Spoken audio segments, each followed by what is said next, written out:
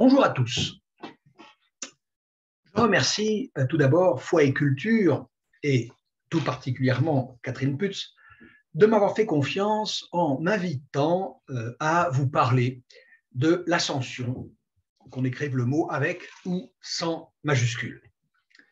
Évidemment, je préférerais ô combien être présent parmi vous physiquement, mais c'est ainsi.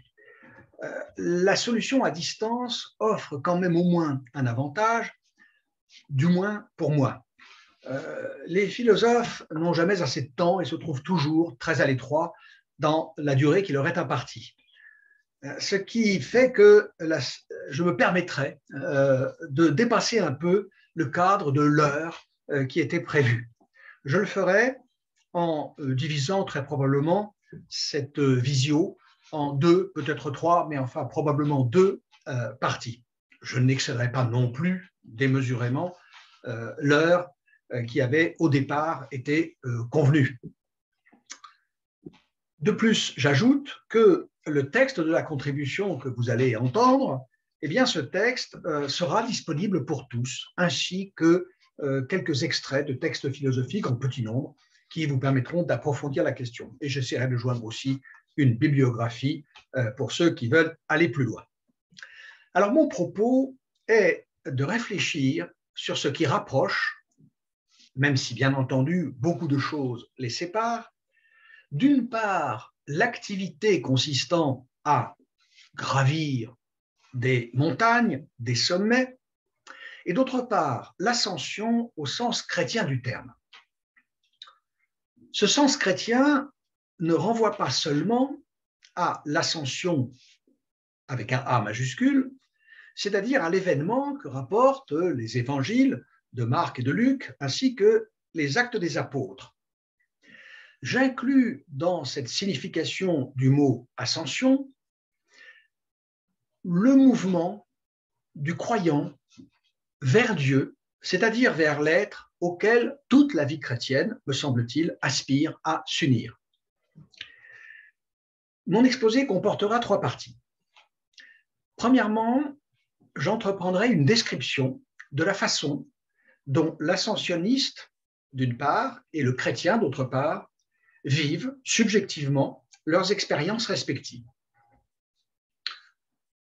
Deuxièmement, je proposerai une analyse que, selon moi, comporte, de l'illusion que, selon moi, comporte presque toujours pour l'ascensionniste et toujours pour le croyant, ce vécu subjectif de leur expérience. Enfin, en conclusion, je proposerai une réflexion sur les vérités qui se cachent derrière cette illusion, car comme nous le verrons, illusion n'est pas synonyme d'erreur. Commençons donc par décrire. L'activité de l'ascensionniste et la vie du chrétien ont en commun plusieurs choses, quatre, me semble-t-il, que je vais essayer de mettre en évidence et sur lesquelles nous devrions, je pense, être d'accord, que nous soyons croyants ou athées, que nous soyons ascensionnistes ou pas. Alors voici donc ma première partie que j'intitule « De l'ascensionniste au chrétien, 4 points communs ». Alors le premier de ces points communs, c'est l'opposition d'un haut et d'un bas. Cette opposition assez évidente est consubstantielle à l'idée même d'ascension, et encore une fois qu'on l'écrive avec ou sans majuscule. Ni la fête religieuse, ni l'activité sportive des ascensionnistes n'ont de sens que relativement à cette opposition. C'est pourquoi d'ailleurs j'exclus de ma réflexion l'escalade proprement dite, dont la raison d'être n'est pas, partant d'en bas, d'atteindre le point qui se trouve en haut, mais dont la justification doit plutôt être cherchée dans l'activité elle-même, c'est-à-dire dans le geste. J'emploie le terme un peu désuet, je le reconnais, d'ascensionniste, pour désigner celui qui gravit des montagnes, c'est-à-dire ce qu'on appelle un randonneur ou un alpiniste. La grande différence, évidemment, entre notre ascensionniste et le croyant, le chrétien, la grande différence, c'est que cette opposition du haut et du bas a pour le premier un sens d'abord physique, tandis qu'elle a pour le chrétien une signification exclusivement spirituelle. Le deuxième point commun, et celui-ci va nous prendre un peu plus de temps, le deuxième point commun, c'est que le mouvement qui nous élève du bas vers le haut est un mouvement qui requiert toujours un effort. Qu'on s'élève vers la cime des montagnes ou qu'on aspire, donc qu'on travaille à gagner le ciel, eh bien, cela ne se fera pas tout seul. Évidemment, n'ayant pas moi-même de foi religieuse, je ne connais que la première espèce d'effort, celle que requiert, au point de vue physique, mais aussi au point de vue mental, ceux qui font de la montagne le savent, l'effort que requiert le fait de s'élever en direction des cimes et, si possible, de les atteindre. Mais je suis certain que cette dimension de l'effort est inséparable de la vie chrétienne, d'une vie chrétienne digne de ce nom. C'est la parole du Christ dans l'évangile de Jean 12, 25. Qui aime sa vie la perd, qui aime sa vie la perd, et qui est sa vie en ce monde, qui est du verbe haïr, qui est sa vie en ce monde, la conservera pour la vie éternelle. Alors quand je vois tous les efforts que déploie ce monde pour se faire aimer de nous, y compris dans ses aspects les moins aimables, voire les plus détestables, eh bien, je ne peux pas croire que ces efforts soient tout à fait dépourvus de succès, et j'en conclus qu'il doit être bien difficile de haïr ce monde sans de grands efforts. Et si la parole du Christ a un sens, ce sens me parle. Haïr ce monde, qui aime sa vie en ce monde, la perd, ça je crois que c'est très vrai. C'est aussi l'histoire du jeune homme riche, dans Matthieu, chapitre 19. Vous savez, ce jeune homme qui vient voir le Christ et qui demande à Jésus, mais que dois-je faire de bon pour gagner la vie éternelle? Jésus lui répond qu'il doit vendre ses propriétés et en distribuer le produit aux pauvres. On sait ce qu'il en est. Le jeune homme s'en alla tout triste, dit le texte, parce qu'il avait beaucoup de propriétés. Et puis, il y a l'effort de la foi. La vie chrétienne, ce n'est pas simplement la vie pratique, la vie morale, la vie éthique. C'est aussi la vie spirituelle. Et il y a l'effort de la foi, l'effort qui nous est demandé pour croire l'incroyable. Je ne pense pas qu'un chrétien puisse nier ce fait que la foi est quand même une sacrée épreuve intellectuelle. On nous demande de croire l'incroyable, et c'est ce que signifie même l'idée de mystère. Par exemple, un être qui est à la fois absolument, totalement divin et absolument et totalement humain, je parle bien entendu du Christ, c'est un défi, un immense défi pour la raison. Sinon, on ne voit pas pourquoi ni comment tant d'hérésies seraient nées dans l'histoire du christianisme de la tentative de donner une solution intelligible à ce mystère. Thomas d'Aquin le dit en citant Grégoire le Grand dans la Somme théologique.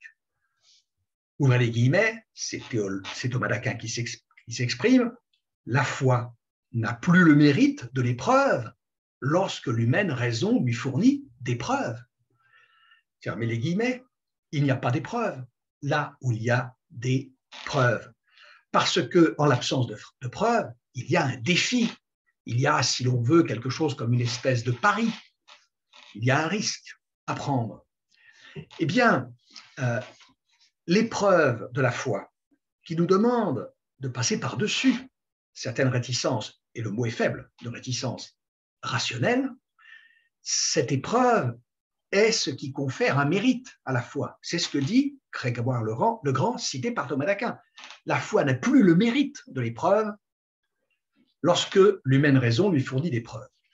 Enfin, Si c'est bien l'amour qui ouvre les clés du ciel, je ne vois pas, qui ouvre la porte du ciel, qui est la clé du ciel, je ne vois pas qui pourrait prétendre qu'aimer peut aller sans de grands efforts. Pour aimer sans effort, je ne vois que les amoureux. Ah oui, les amoureux, c'est facile, mais ça ne durera pas, tout le monde le sait. L'amour d'un couple qui dure, c'est autre chose. Quant à l'amour des ennemis, alors là, je ne vous en parle même pas. La question est donc maintenant celle-ci. Qu'est-ce qui nous fait consentir à cet effort? Qu'est-ce qui en constitue le moteur? Qu'est-ce qui nous élève? Et cela m'amène au troisième point commun entre les expériences respectives de l'ascensionniste et du chrétien.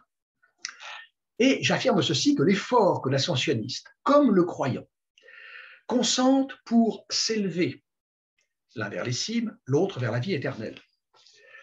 Cet effort est soutenu par la conviction que ce vers quoi il s'élève vaut en soi et possède objectivement une valeur. Pourquoi aspire-t-on à aller là-haut? Que là-haut désigne le sommet des montagnes ou le royaume de Dieu. Pourquoi aspire-t-on à aller là-haut? Parce que là-haut, c'est bien. Naturellement, ce n'est pas bien de la même façon, ni avec la même intensité. Soit un chrétien alpiniste. Cela existe, bien sûr. Il y en eut même d'illustres. Le pape Pie IX, Achille Ratti, était un alpiniste de première classe. Il avait gravi les Cervins et effectué un grand nombre d'itinéraires difficiles dans les Alpes. Eh bien, un alpiniste chrétien sait bien, aussi attiré soit-il par la beauté des montagnes, que, comme le dit saint Paul, il ne faut pas chercher à imaginer la béatitude céleste sur le modèle de nos pauvres petites jouissances terrestres. Les deux espèces de jouissances, car ce sont ici et là, bien sûr, des jouissances, ces deux espèces de jouissances sont évidemment incomparables. Mais enfin, ce qu'on va chercher là-haut, dans les deux cas, c'est bien toujours une sorte de jouissance. Alors commençons par écouter ce que nous dit l'alpiniste. Il nous dit que là-haut, c'est la beauté, c'est la pureté, dont le silence, dont la transparence de l'air, dont la blancheur de la neige sont comme des images, des symboles. C'est l'éternité, dont l'immuabilité des montagnes donne une espèce d'avant-goût ou de représentation anticipée. Se détacher du monde en le considérant d'en haut, c'est une image que les stoïciens affectionnaient pour parler de la position, de la disposition d'esprit du sage. Là-haut, on accède à une certaine vérité, une vérité que le monde d'en bas dissimulait. Bref, on vit plus. Et même, d'ailleurs, on devient meilleur.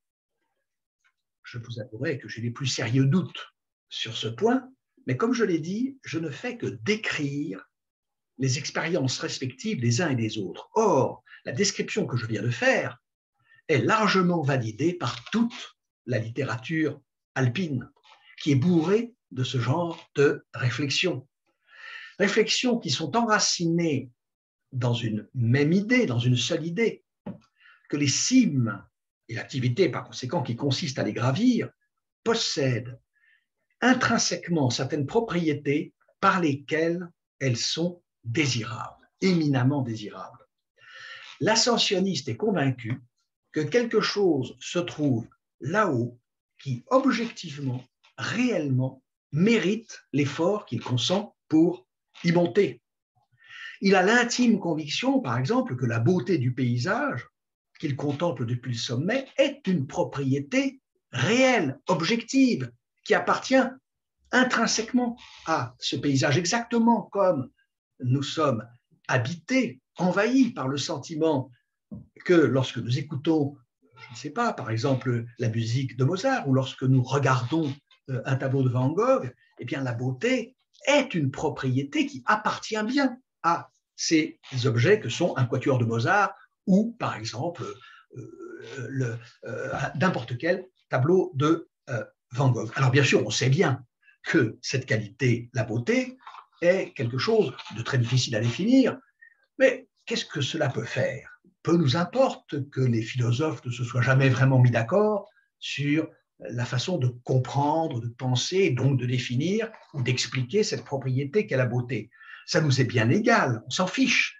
Ce qui nous importe, c'est qu'il s'agisse d'un coucher de soleil, d'un trio Schubert ou du tour du pic du Midi d'Ossau, ce qui nous importe, c'est que c'est beau. Voilà, c'est beau, c'est beau. On ne nous ôtera pas de l'idée que la beauté appartient à ces choses et que c'est pour ça qu'elles sont dignes d'être recherchées, poursuivies, fréquentées. Bref, il y a là-haut, pour l'ascensionniste, quelque chose qui vaut la peine, qui consacre la peine qu'on consacre à l'atteindre. Alors pour le croyant, c'est la même chose, mais bien entendu à un degré incommensurablement supérieur. Être là-haut, sur les cimes, sans doute, c'est bien, mais là-haut, chez Dieu, c'est plus. Ce n'est pas simplement quelque chose dont on puisse dire c'est bien, c'est le bien majuscule, le bien avec un grand B. C'est la vision de la vérité majuscule. C'est vivre la vraie vie avec un V majuscule. Jésus dit bien dans l'évangile de Jean, je suis le chemin, je suis la vérité et la vie. Il ne dit pas, je dis la vérité, il ne dit pas je suis vivant. Il dit qu'il est lui-même vérité et vie. Alors pour marquer cette différence, on pourrait dire les choses ainsi. La montagne, les cimes, tout ce qu'on va chercher là-haut a une valeur. Mais Dieu, c'est autre chose. Dieu, c'est la valeur même, la valeur en soi, la valeur majuscule, source et fondement de toutes les valeurs, V minuscule, y compris d'ailleurs ces valeurs qu'on va chercher là-haut sur les montagnes. Ce troisième point étant établi, énonçons ce qui me paraît être une vérité difficilement discutable, qu'il y a deux moyens pour une chose d'être mue du bas vers le haut. Elle peut l'être en étant tirée du bas où elle se trouvait vers le haut en direction duquel elle s'élève, comme par exemple c'est le cas pour la charge d'une grue ou la cabine d'un téléphérique. Mais cette chose peut aussi s'élever de bas en haut en étant poussée depuis le bas. C'est le cas par exemple de la lave du volcan qui ne s'élève et qui ne jaillit quelquefois à de très grandes hauteurs que sous la pression du magma en dessous. C'est le cas du ballon qui est gonflé d'un gaz plus léger que l'air et qui, je suppose que vous le savez, monte vers le haut poussé par la poussée d'Archimède. C'est aussi le cas de la fusée au décollage. Et de là, je tire le quatrième et dernier point commun entre les expériences de notre alpiniste et de notre chrétien. Ce quatrième point commun est le suivant. L'ascensionniste et le chrétien ont en commun la conviction que le mouvement qui les élève, aussi bien d'ailleurs quant au corps que quant à l'âme, ils ont la conviction que ce mouvement qui les élève est un mouvement attractif, déterminé depuis le haut, c'est-à-dire par la valeur en soi de l'objet qu'ils désirent, objet vers lequel ils cherchent à s'élever. Pour l'ascensionniste, je viens de l'expliquer, c'est assez évident. Intéressons-nous maintenant aux chrétiens, et là c'est évidemment un petit peu plus complexe.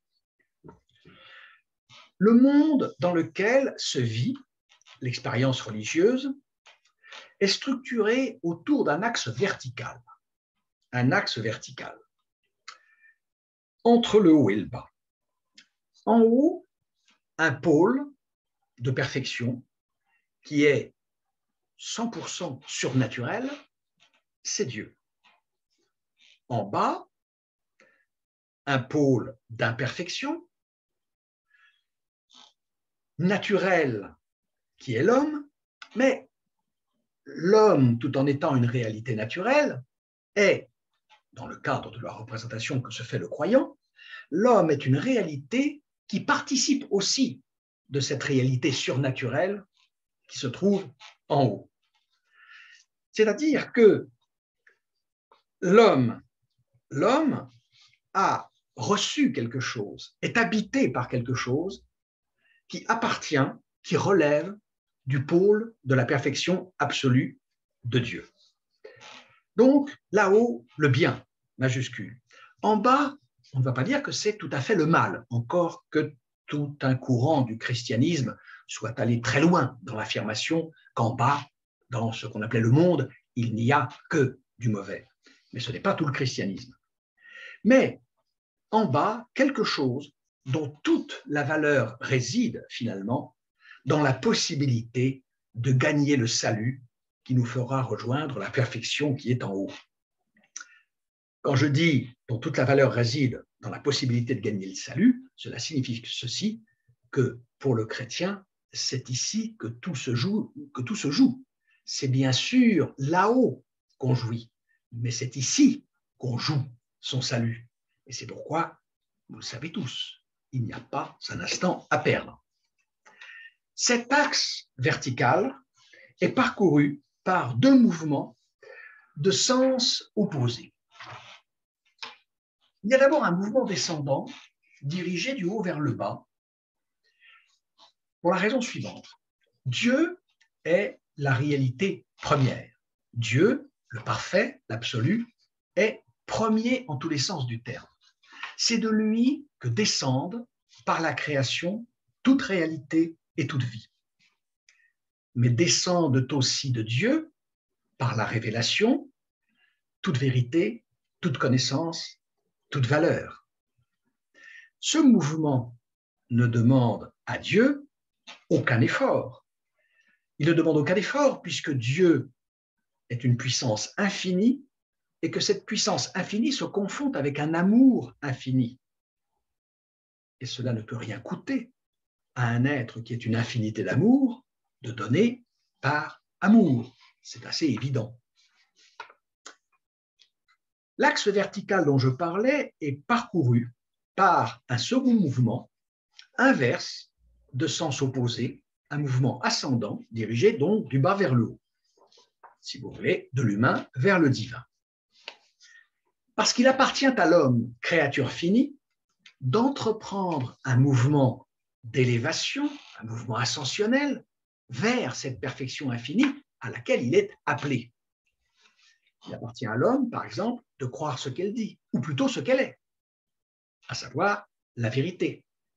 Il lui importe de pratiquer, à l'homme toujours, il importe de pratiquer ce que cette toute-puissance parfaite fait, ou plutôt ce qu'elle est, à savoir l'amour. Bien entendu, on ne saura pas toute la vérité, on ne connaîtra pas l'amour dans toute sa plénitude, tant qu'on n'aura pas la possibilité d'aimer Dieu pour le voir face à face et de savoir ce qu'il y a à savoir par la révélation ultime, en quoi consiste la béatitude céleste, la béatitude des élus. Bref, on ne vivra la vraie vie, celle à laquelle le Christ lui-même s'identifie. Je suis le chemin, je suis la vérité et la vie. On ne vivra la vraie vie qu'après la mort, qu'une fois mort. Et c'est ce que nous dit Sainte Thérèse d'Avila. Muero porque no muero. Je meurs de ne pas mourir, de ne pas être morte. Tout l'effort en cette vie doit donc consister à s'élever vers cet absolument vrai, absolument bon, absolument beau, absolument vivant, qui est là-haut. L'idéal de la vie chrétienne est de rejoindre cette réalité, de s'unir à elle, et toute la vie du croyant est, ou devrait être, une réponse à cet appel venu d'en haut, ce qui s'appelle vocation. Alors évidemment, contrairement au mouvement précédent, au mouvement descendant de Dieu vers l'homme, le mouvement ascendant de l'homme vers Dieu demande un effort, et un rude effort. Alors bien entendu, il a aussi ce mouvement de l'homme en direction de Dieu, il a aussi pour moteur l'amour, c'est certain. Cet amour dont la capacité est en l'homme, une espèce de trace une espèce de signe de son appartenance au divin et de sa vocation au divin. Ce mouvement en direction de Dieu est aussi assisté, aidé, secondé par la grâce. Seulement l'homme est faible. Et à l'aspiration vers le divin et à la puissance de la grâce s'oppose la pesanteur du péché originel, de la faute première dont l'homme est porteur. Une multitude d'événements, une multitude de symboles dans le monde chrétien illustrent cette polarisation, cet axe vertical entre le haut et le bas et ce double mouvement. Mouvement du haut en bas. Évidemment, l'effusion de l'Esprit Saint qui descend sur les disciples sous la forme de langue de feu le jour de la Pentecôte. Dans la cathédrale, la lumière des vitraux qui tombe vers le chœur, vers l'autel et vers les fidèles. La musique des orgues qui descend. Les grandes orgues sont en haut. Bach à Weimar jouait sur un orgue qui était placé à 20 mètres au-dessus des fidèles. Et donc, nous avons là des illustrations, des symboles, des figurations de ce mouvement descendant de Dieu vers l'homme. Mais si Dieu fait descendre ses bienfaits vers les hommes, il les attire aussi vers lui, en vertu justement de ce principe que j'ai dégagé. J'aurais aimé avoir le temps de commenter ici avec vous, par exemple, le tableau de Nicolas Poussin, connu sous le titre de Ravissement de Saint Paul. L'apôtre est emporté au troisième ciel, il est enlevé au troisième ciel par la même force qui enlève le Christ le jour de l'ascension. Et d'ailleurs, il est significatif que l'évangile de Luc et les actes des apôtres emploient pour décrire cet événement des verbes au passif. Des verbes au passif. Jésus est emporté, il est élevé. Et si vous consultez l'article de Wikipédia sur l'ascension, vous y verrez par exemple le tableau. Vous y verrez le tableau de Sebastiano Ricci. Sebastiano Ricci, un tableau de 1700, qui, à mon avis, rend beaucoup mieux compte de la signification théologique de l'ascension par cet élan qu'il a su donner à la personne du Christ montant au ciel, qui en rend compte beaucoup mieux qu'une autre pièce que vous pourrez contempler aussi dans l'article Wikipédia, une représentation sculptée dans l'ivoire de l'ascension. On y voit le Christ, les deux pieds à terre, s'élevant exactement dans la posture de l'ascensionniste, du randonneur qui monte sur un rude sentier. Alors bien sûr, il y a cette main qu'on voit qui sort du ciel et qui est tendue et que Jésus saisit, mais je crois qu'il faut se représenter Jésus montant au ciel sans effort, sans avoir besoin de se propulser, uniquement sous l'effet de l'attraction divine. Enfin, l'homme se tourne vers Dieu comme ce à quoi il aspire et qui est plus haut que lui. Pensez au regard de Saint Sébastien criblé de flèches. Pensez à la flamme du cierge. Pensez à l'élévation des croisées d'ogives, des piliers dans la cathédrale gothique. Tout cela monte, comme le fait remarquer très justement Hegel dans de très belles pages de l'esthétique. Les piliers de la cathédrale ne semblent pas soutenir la masse des voûtes, ils semblent s'envoler vers le ciel, et cela a évidemment une signification. Il n'y a qu'avec l'échelle de Jacob qu'on y voit beaucoup moins clair, parce que ça monte et ça descend dans tous les sens, et je laisse aux théologiens, qui ont beaucoup discuté d'ailleurs de cette image, je laisse aux théologiens le soin de l'interpréter.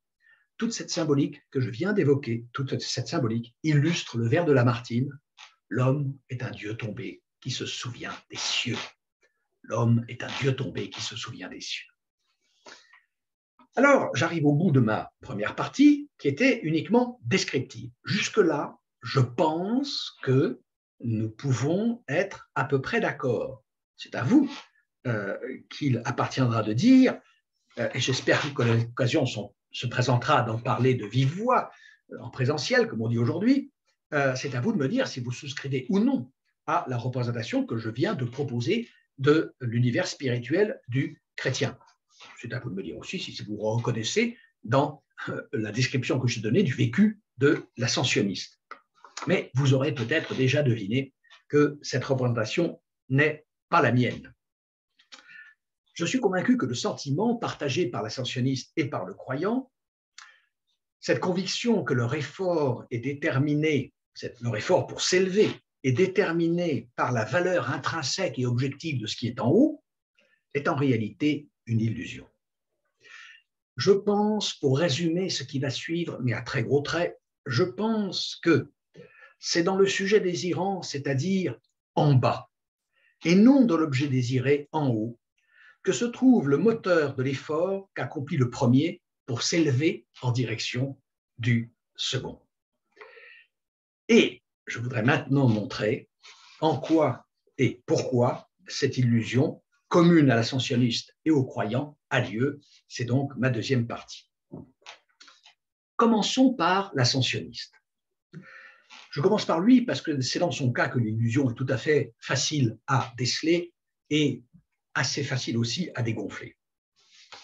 Il faut bien comprendre qu'en haut, là où il se rend, au prix de grands efforts, qu'est-ce qu'il va trouver? Il ne va trouver que des pierres, des cailloux, il va trouver de la neige, il va trouver de la glace, c'est-à-dire de l'eau. Il va trouver une certaine densité de l'air atmosphérique. Il va trouver certaines quantités et qualités de lumière solaire. Enfin, il va bénéficier d'une possibilité géométrique de voir à 360 degrés autour de lui. C'est ce que signifie l'idée de sommet. Seulement, la beauté que je trouve, et je vous garantis que j'y suis extrêmement sensible, le petit livre qui m'a valu votre invitation, que j'ai publié chez Guérin, je pense, suffit à prouver que j'ai une sensibilité à la beauté de la montagne qui n'est ni meilleure ni pire, ni inférieure ni supérieure à celle de tous ceux qui se livrent à la même activité que moi. Eh bien, cette beauté que je trouve là-haut, qu'est-ce qu'elle est? Elle n'est que le résultat de la rencontre entre, d'une part, ces éléments matériels que sont la pierre, l'eau, la glace, la neige, et la vision panoramique, donc rencontre entre tous ces éléments matériels, physiques ou géométriques, d'une part, et d'autre part, un système perceptif particulier, le mien, un système perceptif humain dans lequel interviennent, d'une part, de la biologie.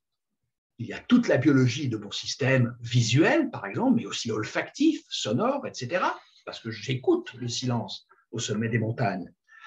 Un aspect biologique, donc, et un aspect culturel, parce qu'il est bien évident que la beauté des sommets, la beauté de la haute montagne est totalement tributaire d'un certain cadre culturel, d'un certain bagage culturel que j'emporte dans ma tête, exactement comme j'emporte mon casse-croûte et les vêtements pour me couvrir et ma gourde d'eau, ou quelquefois d'ailleurs peut-être une petite demi-bouteille de vin quand on peut partager ça avec des copains, dans mon sac à dos.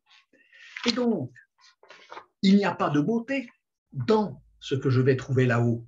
Il y a de la beauté dans la rencontre entre ce que je trouve là-haut et ce que je suis, ce que je porte avec moi, au point de vue biologique, je l'ai dit, mais aussi au point de vue culturel. Et il faut dire la même chose d'un tableau de Van Gogh ou d'un quatuor de Mozart. Exactement pareil. Qu'est-ce que c'est qu'un tableau de Van Gogh? Ce sont des taches de couleurs réparties selon certaines dispositions géométriques sur une surface plane, qui sera de bois, qui sera de toile ou d'autre chose. Qu'est-ce que c'est qu'un quatuor de Mozart? C'est une succession de sons présentant certaines hauteurs. Ce sont des questions de longueur d'onde, des questions de fréquence, des questions d'amplitude, des questions d'harmonique, toutes choses qui relèvent de la pure physique du son. Et donc, là encore, jouir d'une œuvre d'art, c'est jouir de la rencontre entre certaines dispositions particulières dont nous sommes porteurs en vertu d'un bagage biologique et culturel et certains objets physiques. Et il faut dire que certains humains Et c'est ceux-là que nous appelons des génies artistiques, les Van Gogh, les Mozart, les Schubert et tant d'autres. Ce sont des humains qui se sont révélés particulièrement doués, particulièrement performants dans l'activité consistant à jouer sur ce rapport entre, par exemple, des sons et une constitution physique et une constitution culturelle. C'est pour ça d'ailleurs que je ne sais pas trop ce qu'un Jean-Sébastien Bach ou même un Haydn ou un Mozart aurait pu penser, par exemple, des musiques, alors je ne sais pas, par exemple de Xenakis ou de Boulez ou de Steve Reich, par exemple. Bon, je ne suis pas fou de Boulez, je dois vous dire, mais j'aime bien la musique de Steve Reich. Mais qu'est-ce que la musique de Steve Reich aurait dit à, par exemple, à un polyphoniste de la Renaissance? Je ne sais pas trop. Alors, subjectivement, l'ascensionniste vit son effort pour s'élever comme mu, comme déterminé par la valeur de ce qu'il trouvera là-haut et qui l'attire. Mais cette représentation est illusoire, ce vécu est illusoire. Il n'y a rien là-haut qui vaille quoi que ce soit. Objectivement, en réalité, son effort est l'expression de ce qu'il est. De ce qu'il est, sa constitution corporelle, organique, biologique, et son appartenance culturelle. Mais je m'empresse de vous dire que tout cela n'est pas grave. Ça n'est pas grave du tout. Parce que de savoir tout ce que je viens de dire ne retire rien au plaisir que nous tirons des tableaux de Van Gogh ou des quatuors de Mozart ou de la haute montagne. Je vais prendre un autre exemple. Il fait froid dehors. Vous entrez dans la maison, il y a un feu dans la cheminée. Vous vous approchez, vous sentez une douce chaleur sur vos mains et dans votre corps. Et vous croyez que cette chaleur est une propriété du feu. Mais ce n'est pas vrai. La chaleur n'est pas une propriété du feu ni du foyer. Si vous voulez, pour vous en convaincre, réfléchissez à ceci. La chaleur n'est pas plus dans le feu que la brûlure que vous éprouveriez si vous y mettiez la main ne s'y trouve. Si la brûlure que vous éprouvez quand vous mettez la main dans le feu était dans le feu, mais pour le feu, pour le malheureux feu, ce serait insupportable. Non, la chaleur, elle est exclusivement en vous parce que c'est une sensation qui est encore une fois déterminée par une certaine agitation moléculaire qui ne consiste qu'en vitesse de particules et votre constitution physique. C'est tout, c'est tout. Il n'y a pas de chaleur dans le feu. Et réfléchissez à ceci, qu'il n'y a pas davantage, de blancheur dans la neige, ni de goût sucré dans le miel. Dans le miel, dans le citron, par exemple, il y a des molécules qui provoquent sur vos papilles des réactions qui se traduisent en vous, c'est-à-dire dans votre cerveau, en sensations subjectives. Mais ces sensations subjectives, il y a une immense illusion à les attribuer aux choses elles-mêmes. Évidemment, on se doute que pour le rapport que l'esprit du croyant entretient avec l'objet de sa foi, on se doute que les choses seront un peu plus compliquées, mais on verra que le principe est le même. Ce principe, c'est celui qui s'applique quand vous êtes assis à la terrasse du café et que vous sirotez avec dans la main un verre d'où sort une paille, le coca ou la menthe à l'eau ou la limonade ou ce que vous voudrez. Vous croyez, parce que vous aspirez dans la paille, que c'est vous qui attirez le coca ou la menthe à l'eau dans votre bouche. Mais ce n'est pas vrai. Il suffit d'avoir un tout petit peu d'instruction physique, mais l'instruction physique se porte très mal dans nos collèges et dans nos lycées aujourd'hui, et donc je vous pardonnerai volontiers de ne pas savoir cela. Mais enfin, j'ai appris ça en secondes, que ce qui fait monter l'eau dans la paille, ça n'est pas du tout le fait que vous l'aspiriez, c'est tout le poids de l'atmosphère qui nous domine, tout le poids de l'air sur quelques dizaines de kilomètres au-dessus de nos têtes, tout le poids de l'air qui pousse sur la surface du liquide dans le verre et qui, poussant sur la surface du liquide, le fait rejaillir par la paille. C'est ça, si vous voulez, ce que je vais essayer de montrer. Il faut regarder le désir de l'alpiniste, mais aussi le désir du croyant, le désir de se joindre à Dieu et de gagner la vie éternelle. Il faut regarder cela comme un phénomène naturel. Seulement, pour y parvenir, il nous faudra d'abord exposer la conception générale d'un philosophe, le premier philosophe qui ait réellement proposé une théorie de l'homme et de la religion comme phénomène naturel. Ce philosophe, c'est Spinoza, et j'en ferai l'objet de la deuxième moitié de cet exposé. Je vais arrêter là cette première partie, afin que j'interromps dans la deuxième partie de ma contribution, et je vous donne rendez-vous pour le second volet. Je vous remercie.